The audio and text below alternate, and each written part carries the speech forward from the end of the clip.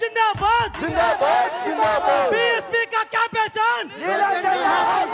बहन जी जिंदाबाद जिंदाबाद जिंदाबाद। बहन जी आप आगे बढ़ो, हम आपके साथ हैं, बहन जी संघर्ष करो, हम आपके साथ हैं, बहन जी संघर्ष करो, हम आपके साथ हैं, बहन जी आप संघर्ष करो, हम आपके साथ हैं, बहन जी आप आगे बढ़ो, हम आपके साथ हैं। बहन जी जिंदाबाद जिंदाबाद जिंदाबाद बहन जी जिंदाबाद जिंदाबाद जिंदाबाद बहन जी जिंदाबाद जिंदाबाद जिंदाबाद। वर्दिलाले बहन जी बीएसपी मैदान में, सम्मान में, बीएसपी मैदान में, सर्वजन सम्मान में, बीएसपी मैदान में, सर्वजन सम्मान में, बीएसपी मैदान में। जय भीम जय भीम। जय भीम वर्दिलाले बहन कुमारी मायावती गारी नायकत्व वर्दिलाले वर्दिलाले वर्दिलाले बहन कुमारी मायावती गारी नायकत्व वर्दिलाले वर्दिलाले जिंदाबाद बहन जी मायावती गारी नायकत्व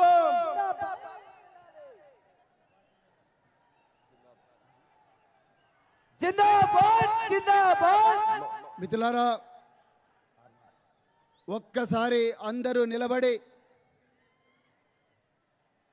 మన జాతీయ అధ్యక్షురాలు ఉక్కు మహిళ ఈ దేశంలో సామాజిక న్యాయం కోసం సర్వం త్యాగం చేసి మన కోసం పోరాడుతున్న భావి భారత ప్రధాని బహన్జీ కుమారి మాయావతి గారిని దయచేసి ఒక్కసారి గట్టిగా చప్పట్లతో స్వాగతం పలకాలని కోరుకుంటున్నా. జోర్సే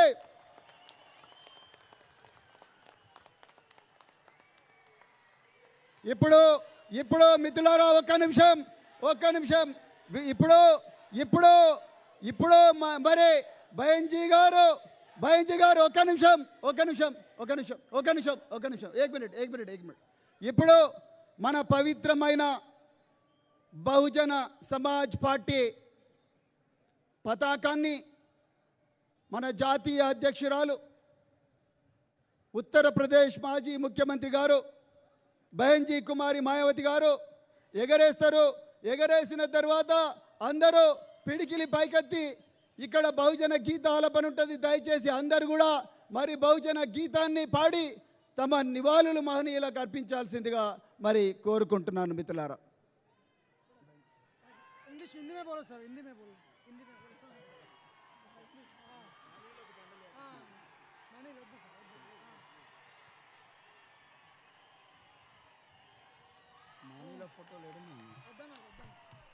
బహుజన రాజ్యం సాధిస్తం సాధిస్తం మేం సాధిస్తం బానిస బతుకులు మార్చేస్తం మార్చేస్తం మేం మార్చేస్తం మహాత్మా పూలే బాబాసాహెబ్ కాంచీరాం ధర్మం పాటిస్తాం గుండెల నిండుగా ఏనుగే ఉండగా విజయం సాధిస్తాం వెనుతిరగని ధీరులమై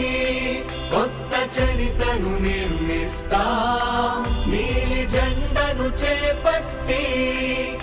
ఈ దేశాన్ని లేస్తాం జయ హో జయ హో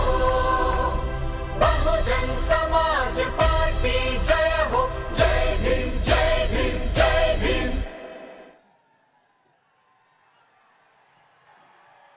वर्दिलाले बहन कुमारी मायावती गारी नायकत्వం वर्दिलाले बहन कुमारी मायावती गारी नायकत्వం వర్దిల్లాలి వర్దిల్లాలి जिंदाबाद जिंदाबाद బీఎస్పీ ఒక్క నిమిషం అన్న, జిందాబాద్. ప్లీజ్. ఇప్పుడు 7 రాష్ట్రాల కోఆర్డినేటర్, తెలంగాణ రాష్ట్ర కోఆర్డినేటర్, సెంట్రల్ కోఆర్డినేటర్ అయినటువంటి ఎంపీ రాజ్యసభ అయినటువంటి రామ్జీ గౌతమ్ గారు ఈ సభను ముందుకు నడిపిస్తారు. కాబట్టి అందరం కూడా మీ స్థానాలలో కూర్చోవాల్సిందిగా కోరుతా ఉన్నాను.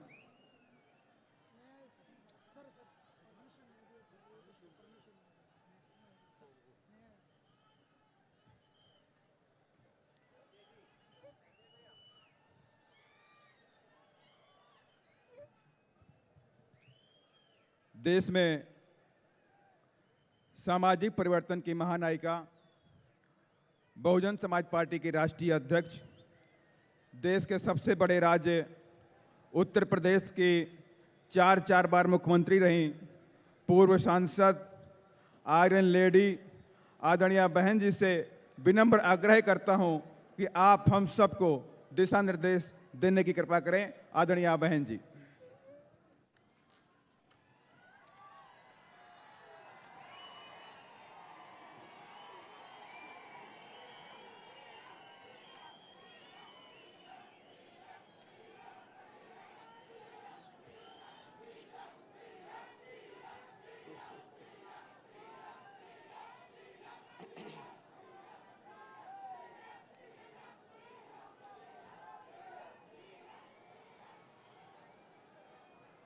तेलंगाना स्टेट के कोने कोने से आए हुए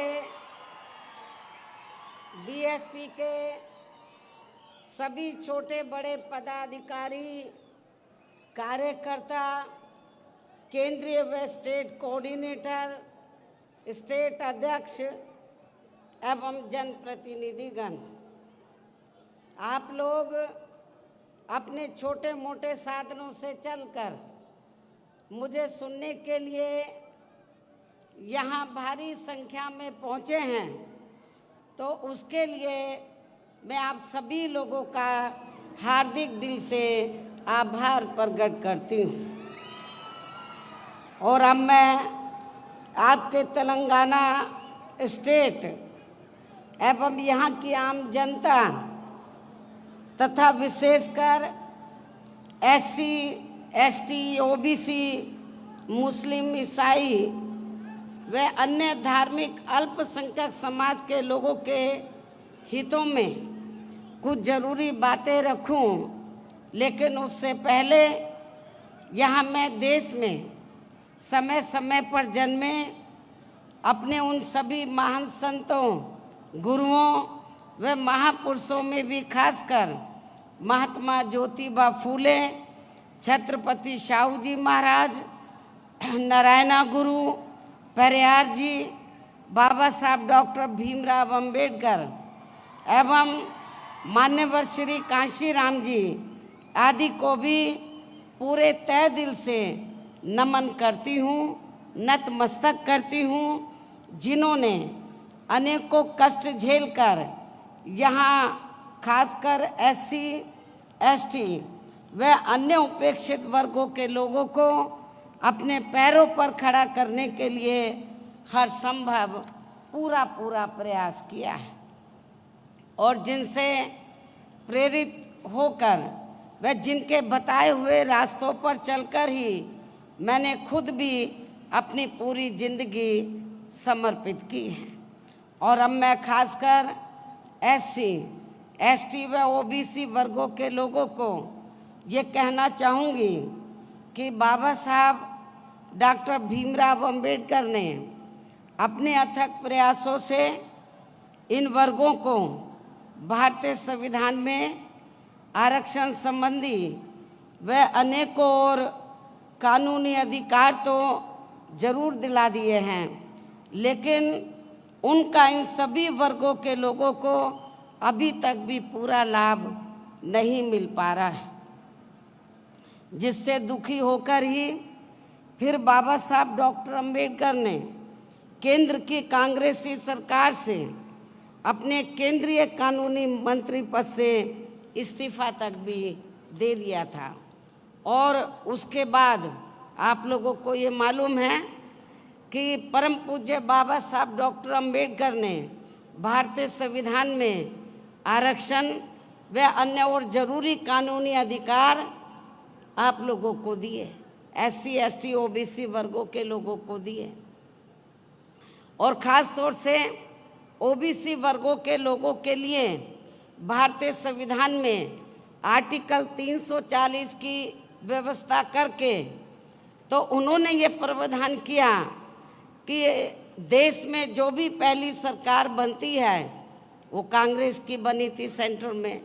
तो उनकी जिम्मेवारी बनती है कि आर्टिकल 340 के तहत तो SC, ST को छोड़कर जो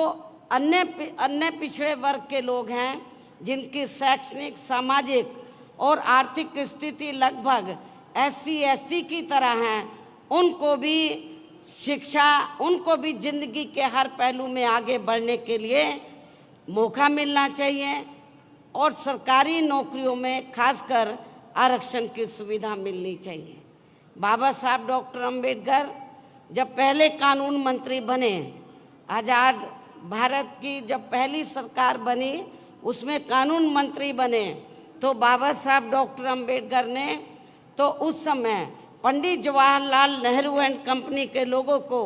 केंद्र की सरकार को ये कहा कि SC ST का जो रिजर्वेशन कोटा है वो समय से पूरा होना चाहिए, और इनके अलावा जो अन्य पिछड़े वर्ग के लोग हैं तो आप कमीशन बैठाएं। आर्टिकल 340 के तहत कमीशन बैठाकर जो जातियां छूट गई हैं उनको भी आरक्षण की सुविधा दें, उनको भी कानूनी अधिकार दें जिंदगी के हर पहलू में आगे बढ़ने के लिए। लेकिन कांग्रेस ने उस समय, केंद्र की सरकार ने, पंडित जवाहरलाल नेहरू ने बाबा साहब की बात नहीं मानी,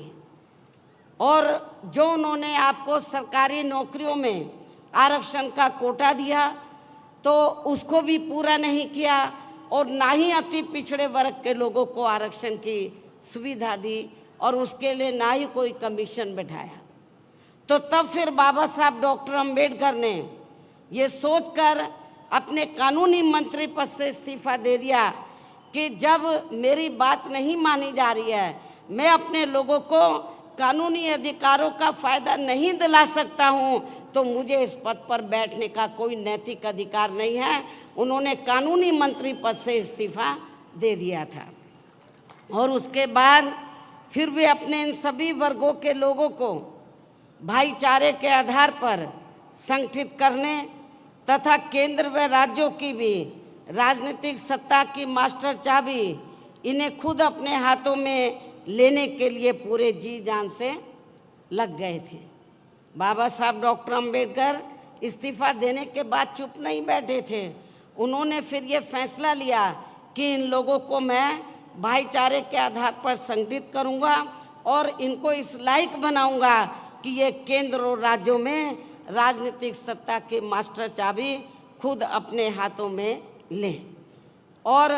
उसके जरिए जो कानूनी अधिकार मैंने दिए हैं उनका लाभ ये अपने लोगों को दें। लेकिन दुख की बात यह है, उनके ज़्यादा दिन, परम पूज्य बाबा साहब डॉक्टर भीमराव अंबेडकर के ज़्यादा दिन जीवित ना रहने की वजह से वे अपने इस मकसद में अपने जीते जी कामयाब नहीं हो सके। इतना ही नहीं, बल्कि इनके देहांत के बाद इन वर्गों में से स्वार्थी किस्म के लोगों की वजह से काफ़ी समय तक इनकी ये मूवमेंट आगे नहीं बढ़ सकी। किंतु इन वर्गों के लोगों को मान्यवर श्री कांशी राम जी का बहुत बहुत आभारी होना चाहिए, जिनके त्याग, तपस्या व अथक प्रयासों से फिर बाबा साहब डॉक्टर भीमराव अंबेडकर की ये मूवमेंट बामसेफ, DS4 व BSP के राजनीतिक मंच के जरिए काफ़ी कुछ आगे बढ़ी है। और उनके जीते जी व देहांत के बाद भी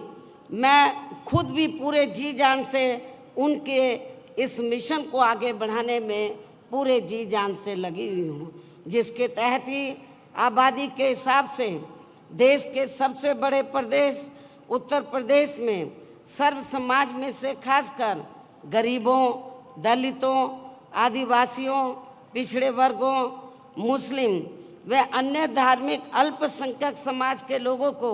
भाईचारे के आधार पर संगठित करके फिर वहाँ मेरे नेतृत्व में हमारी पार्टी को, जो आबादी के हिसाब से देश का सबसे बड़ा प्रदेश है, फिर वहाँ मेरे नेतृत्व में हमारी पार्टी को 4 बार अपनी सरकार बनाने का मौका मिला है। और वहाँ हमारी पार्टी ने राजनीतिक सत्ता की मास्टर चाबी के जरिए इन वर्गों के लोगों को कानूनी अधिकारों का पूरा लाभ दिया है। उनके विकास व उत्थान के लिए अनेकों ठोस कदम उठाए गए। कानून व्यवस्था को सख्त करके उन्हें स्वाभिमान की जिंदगी बसर करने का भी मौका दिया गया है। खासकर यूपी में SC ST व OBC वर्गों का सरकारी नौकरियों में विशेष अभियान चला के अधूरा पड़ा आरक्षण का कोटा पूरा किया गया। इनको व अन्य सभी समाज के गरीब एवं बेरोजगार लोगों को भी दूसरी पार्टियों की सरकारों की तरह उन्हें बेरोजगारी भत्ता न देकर सीधे तौर पर रोटी रोजी के साधन भी उपलब्ध कराए हैं। यहाँ मैं आपको ये बताना चाहती हूँ, एक फैशन सा बन गया है नौजवानों की वोट को लेने का। जब भी इलेक्शन होता है, या पार्लियामेंट का हो या असेंबली का हो, खासकर कांग्रेस पार्टी का हमेशा हर चुनाव में ये कहती है कि जब हमारी सरकार बन जाती है, कांग्रेस बोलती है जब कांग्रेस पावर में आ जाएगी तो जो नौजवान गरीब बेरोजगार लोग हैं तो उनको रोटी रोजी के साधन तो उपलब्ध नहीं करा पाएगी, लेकिन उनको बेरोजगारी भत्ता 2-3 हज़ार रुपये जरूर दे देगी। मैं समझती हूँ ये ठीक नहीं है। हमारी पार्टी इसमें भरोसा नहीं रखती है, इस सोच में, इस नीति में भरोसा नहीं रखती है। और हमने केवल कहानी करके दिखाया। और उत्तर प्रदेश में मैंने अपनी 4 हुकूमतों में वहाँ पे जो नौजवान गरीब लोग थे, बेरोजगार लोग थे, उनको बेरोजगारी भत्ता नहीं, बेरोजगारी भत्ता क्या 4-5 हज़ार रुपये दे दो, उससे क्या आपका घर का खर्चा चल पाएगा? मैं समझती हूँ नहीं चल पाएगा। तो हमारी सरकार ने वहाँ दूसरी पार्टियों की तरह बेरोजगारी भत्ता ना देकर गरीब और बेरोजगार लोगों को, नौजवानों को हमने बड़े पैमाने पर वहाँ रोटी रोजी के साधन उपलब्ध कराए। और इतना ही नहीं, जो वहाँ पर भूमिहीन गरीब लोग थे उनको खेती करने के लिए हमने 3-3 एकड़ के हिसाब से सरकारी फ्री ज़मीन भी दी। लेकिन आपके तेलंगाना स्टेट में मुझे मालूम हुआ, यहाँ के आपके तेलंगाना स्टेट के जो मुख्यमंत्री हैं श्री KCR के बारे में मुझे मालूम हुआ कि इन्होंने हमारी सरकार की नकल तो जरूर की यहाँ पर, लेकिन उसको ज़मीनी हकीकत में अमली जामा नहीं बनाया। इन्होंने कहा कि जो दलित वर्ग के लोग हैं या गरीब लोग हैं उनको 3-3 एकड़ हम खेती करने के लिए ज़मीन फ्री देंगे, लेकिन उन्होंने ऐसा नहीं किया। केवल कागजों में ज़रूर ज़मीन दे दी, लेकिन ज़मीनी हकीकत में, प्रैक्टिकल में आप लोगों को ज़मीन नहीं दी है। हमने उत्तर प्रदेश में सरकारी खर्चे से गरीब आवासीनों के पक्के मकान बना कर दिए। जिनके पास अपने घर नहीं थे, सरकारी पैसे से हमने पक्के मकान बना कर दिए। और इतना ही नहीं, जो SC ST वर्ग के लोग जिन्होंने बैंकों से कर्जा लिया हुआ था अपने छोटे मोटे काम के लिए और वो पैसा नहीं, कर्जा अदा नहीं कर पाए थे, हमने सरकार के पैसे से उनका कर्जा अदा किया, कर्जे से मुक्त उनको कराया हमने। ऐसे अनेकों और भी महत्वपूर्ण फैसले लिए गए जिससे इनकी काफ़ी हद तक आर्थिक स्थिति मजबूत हुई है। साथ ही डॉक्टर अंबेडकर ग्राम विकास योजना व मान्यवर श्री कांशीराम जी शहरी विकास योजना के तहत गांवों व शहरों में रहने वाले दलितों एवं अन्य उपेक्षित वर्गों के लोगों की बस्तियों को भी सभी जरूरी सुविधाओं से जोड़ा है, जिनकी जातिवादी सरकारों में चलते यहाँ हर स्तर पर काफ़ी ज़्यादा उपेक्षा की गई है। इनके अलावा सर्व समाज में से गरीबों, बेरोजगारों, मजदूरों, कर्मचारियों, किसानों, व्यापारियों व अन्य मेहनतकश लोगों के हितों में भी अनेकों ऐतिहासिक कार्य किए हैं, जिनकी काफ़ी कुछ जानकारी आपके स्टेट के लोगों को भी है, उन्हें मैं दोहराना नहीं चाहती हूँ। इतना ही नहीं, बल्कि हमारी पार्टी की रही सरकार ने विशेषकर दलित एवं अन्य उपेक्षित वर्गों में जन्मे अपने महान संतों, गुरुओं व महापुरुषों आदि को भी विभिन्न रूपों में पूरा आदर सम्मान दिया है। इनके सम्मान में नवनिर्मित जिलों के नाम रखे गए। तथा जनहित की अनेकों योजनाएं भी शुरू की गई। इनके आदर सम्मान में ऐतिहासिक स्मारक, गार्डन, पार्क आदि बनाए गए तथा इनकी काफ़ी भव्य प्रतिमाएं भी लगाई गई, जिनकी इन सब मामलों में विरोधी पार्टियों की रही सरकारों में वहाँ काफ़ी उपेक्षा की गई है। जबकि आपके यहाँ तेलंगाना स्टेट में बीएसपी के थोड़ा मजबूत होते ही अब यहाँ की वर्तमान श्री केसीआर की पार्टी की जो सरकार है वो अपने राजनीतिक स्वार्थ में खासकर एससी, एसटी व ओबीसी वर्गों के मसीहा परम पूज्य बाबा साहब डॉक्टर भीमराव अंबेडकर के नाम पर कुछ सरकारी स्थलों के नाम रखने तथा उनकी ऊंची प्रतिमा लगाने व विभिन्न योजनाएं चलाने आदि की भी याद आने लगी है, जिसका वास्तव में पूरा क्रेडिट व श्रेय यहाँ के मौजूदा राज्य सरकार को नहीं जाता है, बल्कि बीएसपी के हर उस छोटे बड़े कार्यकर्ता, पदाधिकारी आदि को जाता है, जिनकी वजह से अब यहाँ अपनी पार्टी का जनाधार बढ़ा है, जिससे घबराकर फिर यहाँ की वर्तमान राज्य सरकार को ये सब करने के लिए मजबूर होना पड़ा है। मुझे ये भी मालूम हुआ कि यहाँ के मुख्यमंत्री ने 2-3 बार ये कहा कि बाबा साहब डॉक्टर अंबेडकर ने जो भारतीय संविधान बनाया है तो हम उसको बदल देंगे, वो हमारी सोच के मुताबिक नहीं है। लेकिन जब हमारे लोग इसके खिलाफ मैदान में उतरे तो अपनी इस कमी पर पर्दा डालने के लिए, आपको खुश करने के लिए ये सब नाटकबाजी इनको करनी पड़ी है। जबकि इस मामले में सच्चाई तो ये है कि आपके राज्य सहित पूरे देश में कांग्रेस, बीजेपी व अन्य कोई भी जातिवादी पार्टी दिल से ये कतई भी नहीं चाहती है कि यहाँ एससी, एसटी, ओबीसी, मुस्लिम व अन्य धार्मिक अल्पसंख्यक समाज के लोगों का भी सही से विकास व उत्थान आदि हो सके तथा इनके संतों, गुरुओं व महापुरुषों आदि को भी पूरा आदर सम्मान मिल सके। इसलिए इनके ऐसे दिखावटी कृत्यों से, कार्यशैली से यहाँ एससी, एसटी, ओबीसी, मुस्लिम व अन्य अक़लियत समाज के लोगों का भला होने वाला नहीं है, बल्कि इन वर्गों के महान संतों, गुरुओं व महापुरुषों आदि को विभिन्न रूपों में आदर सम्मान देने के साथ साथ इन लोगों की गरीबी एवं बेरोजगारी आदि को दूर करके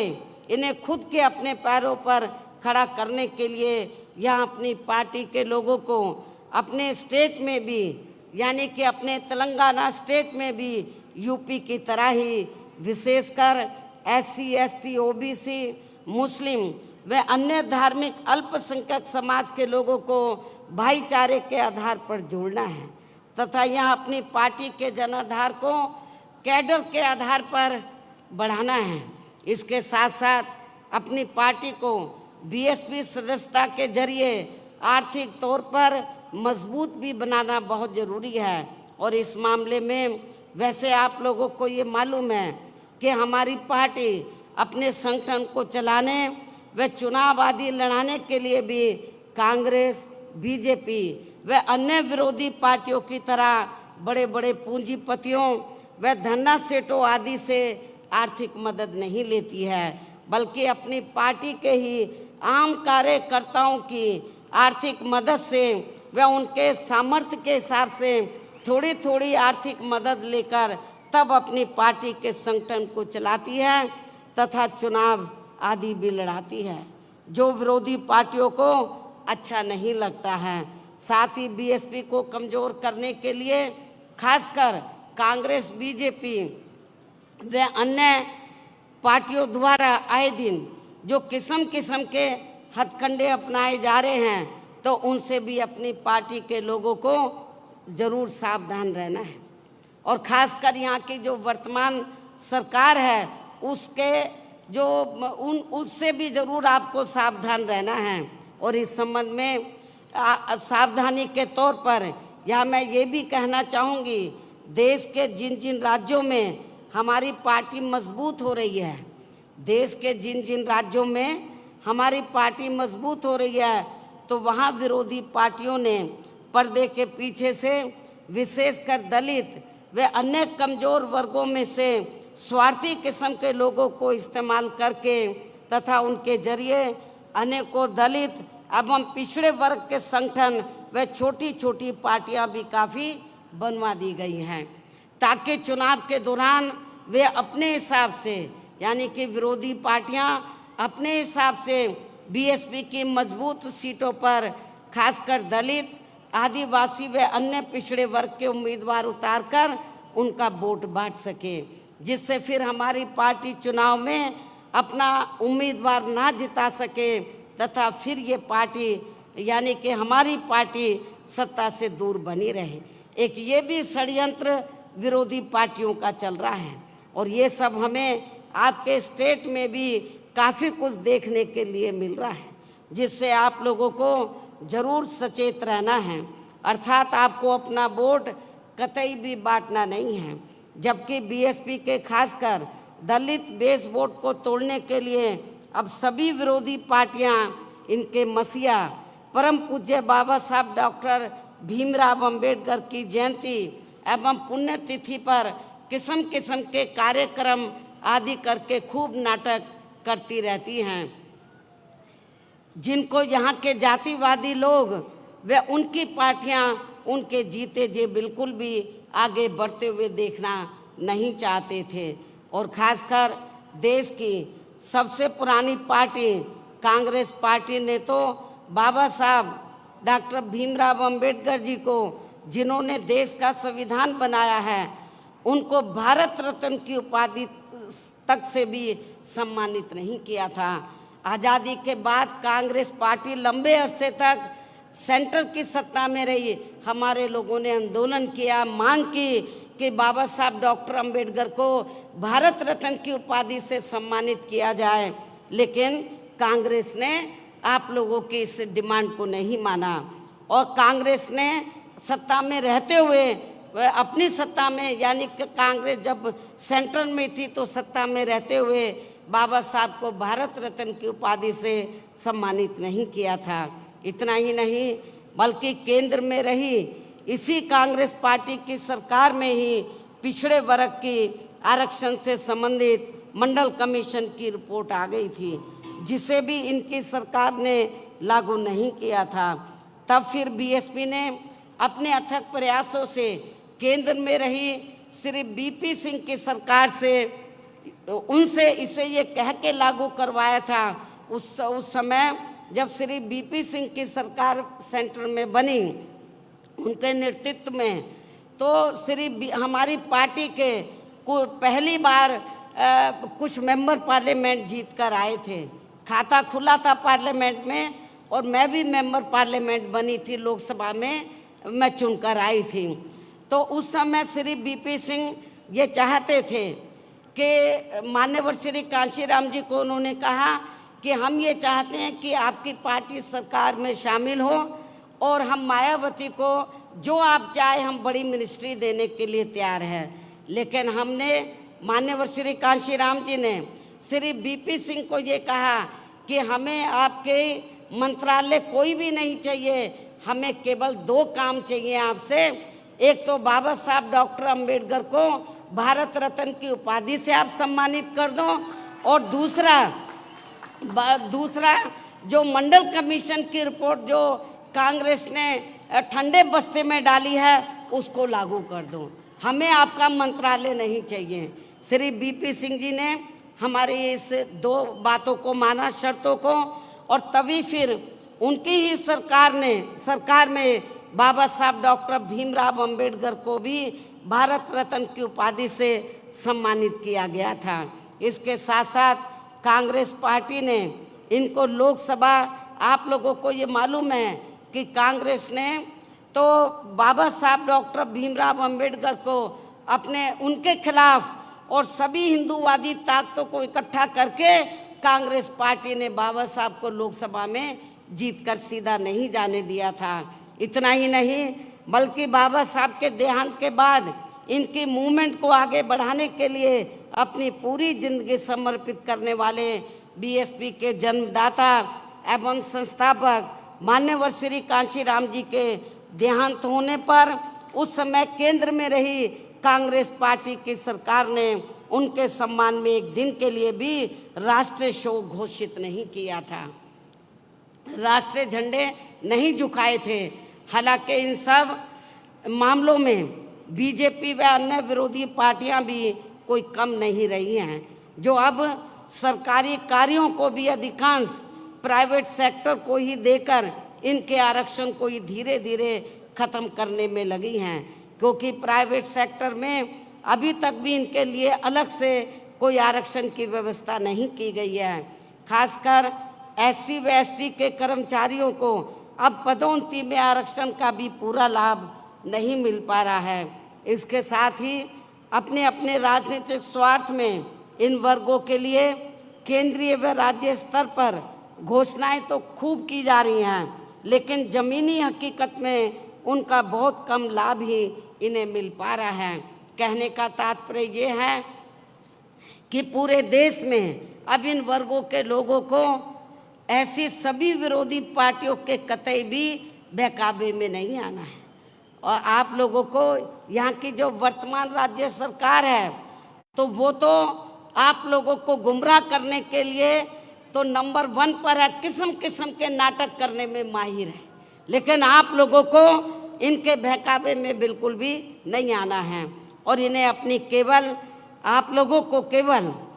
अपनी एकमात्र हितैषी पार्टी बीएसपी को ही मजबूत बनाकर उसे कामयाब बनाना है, जो कहने में बहुत कम व कार्य करके दिखाने में ही ज़्यादा विश्वास रखती है। अर्थात बीएसपी की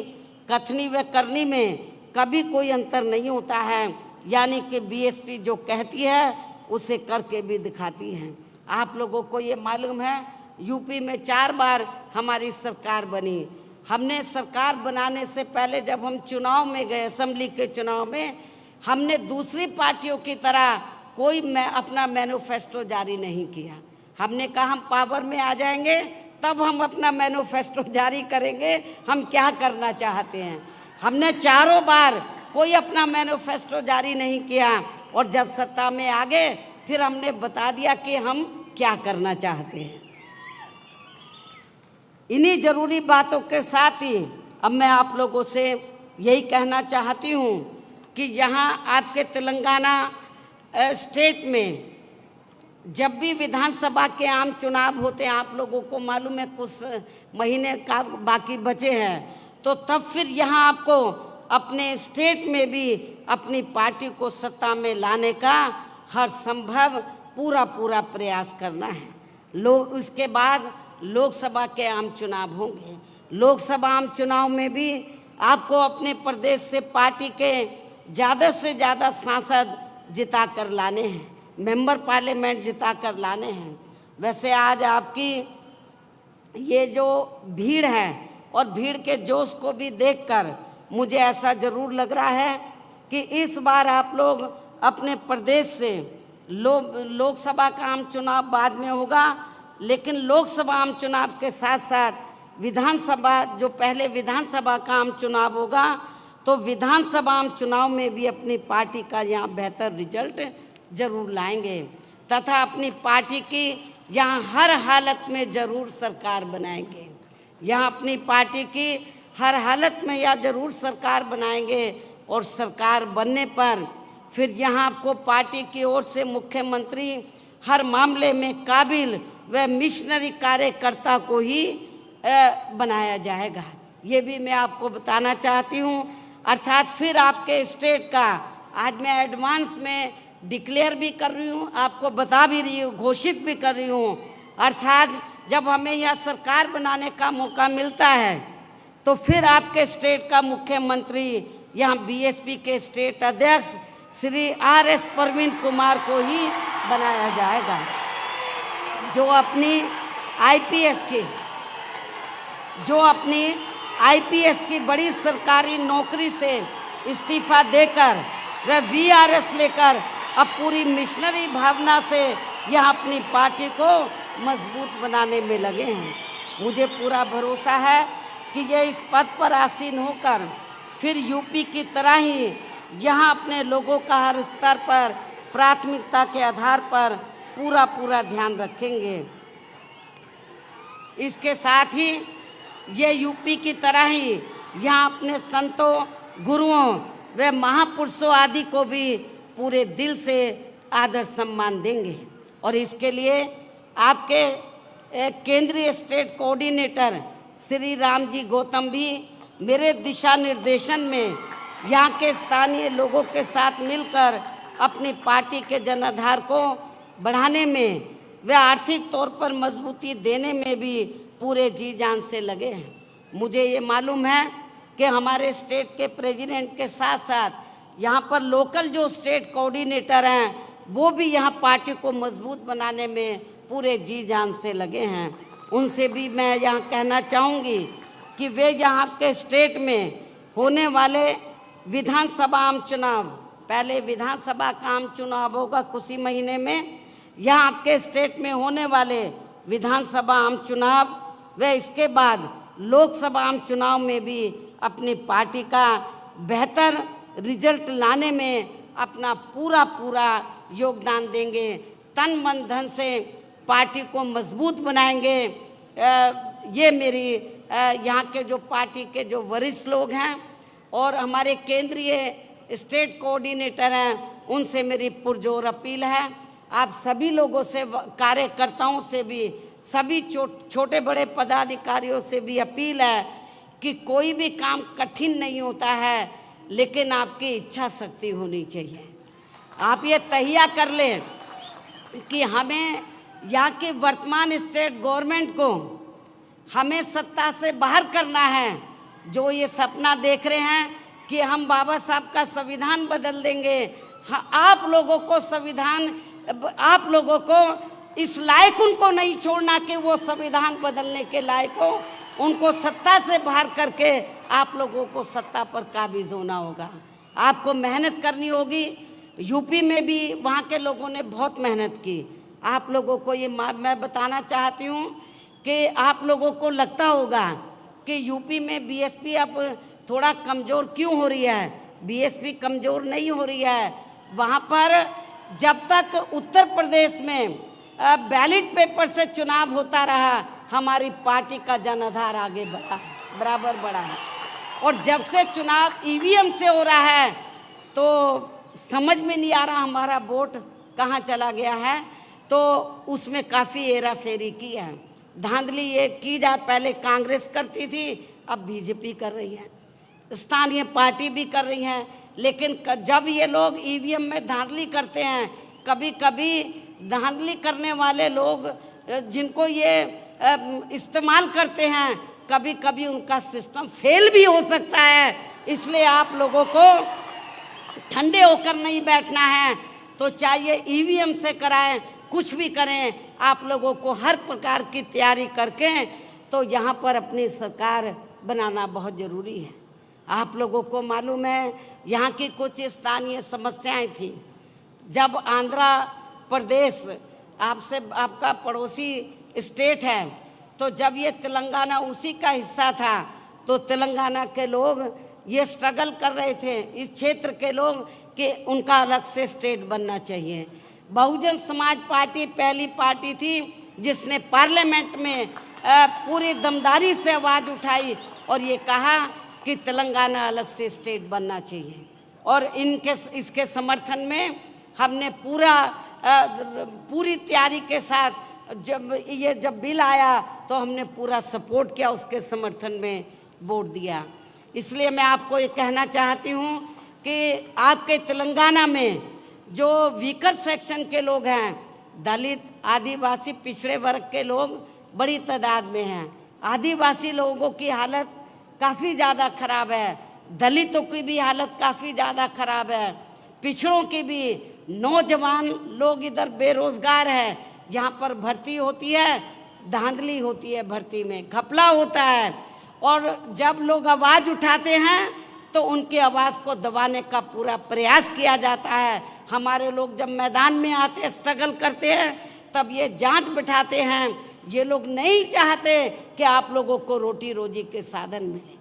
आप लोगों की जो अन्य स्थानीय समस्याएं हैं उनका समाधान हो, ये लोग बिल्कुल नहीं चाहते हैं। चाहे कांग्रेस हो, बीजेपी हो या यहाँ की स्थानीय पार्टियां हो, वो बिल्कुल नहीं चाहती हैं कि यहाँ पर जो दबे कुचले लोग हैं, वीकर सेक्शन के लोग हैं, अपने पैरों पर खड़े हों। तो मेरी आप लोगों से यही अपील है कि आप लोग यदि चाहते हैं मान सम्मान की ज़िंदगी बसर करना, स्वाभिमान की ज़िंदगी बसर करना,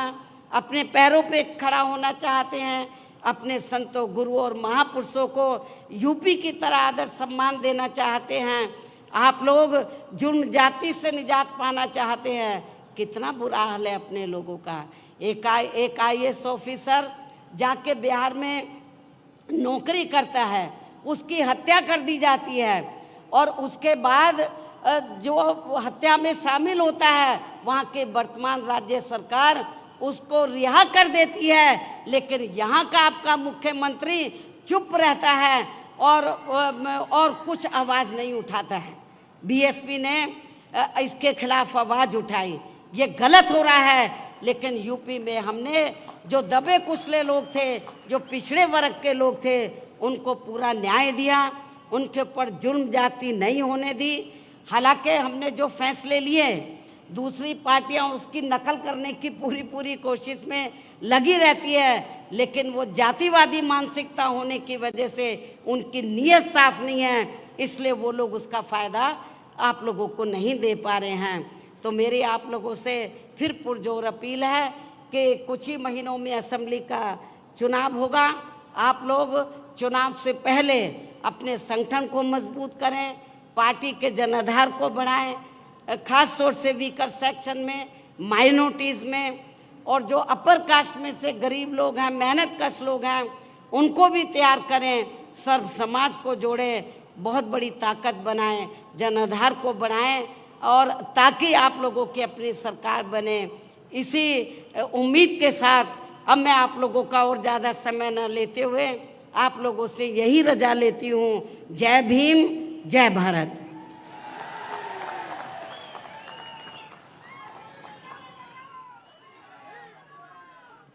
తెలంగాణ భరోసా సభ ద్వారా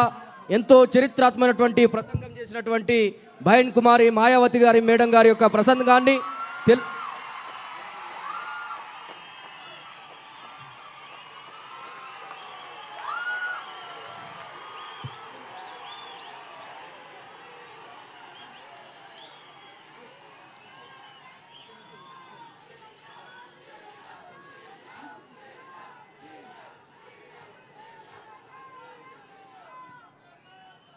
ఎంతో చరిత్రాత్మకమైనటువంటి ప్రసంగాన్ని తెలుగులో అనువాదం చేయడానికి बहुजन विचारधारा को घर घर तक पहुंचाने के लिए हमारे YouTube चैनल को सब्सक्राइब करें, लाइक करें, कमेंट करें, शेयर करें और बेल आइकन की घंटी दबाना ना भूलें।